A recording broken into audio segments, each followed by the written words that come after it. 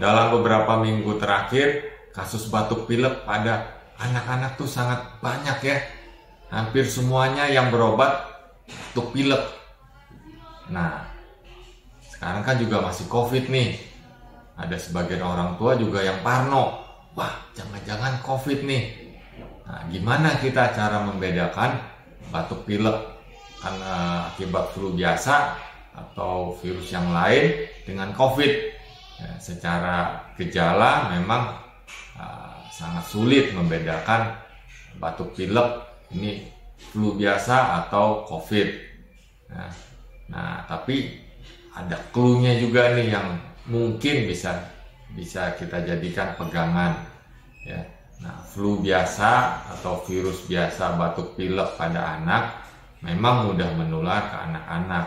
Tapi orang dewasa kebanyakan sudah kebal, jadi jarang sakit.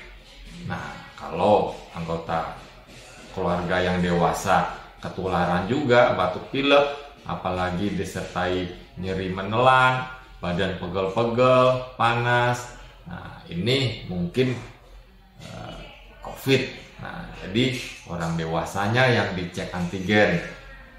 Nah, kalau negatif ya relatif aman, tapi tetap waspada ya, karena batuk pilek yang biasa dengan COVID sangat sulit dibedakan secara fisik kecuali kita sudah cek lab, apalagi cek PCR.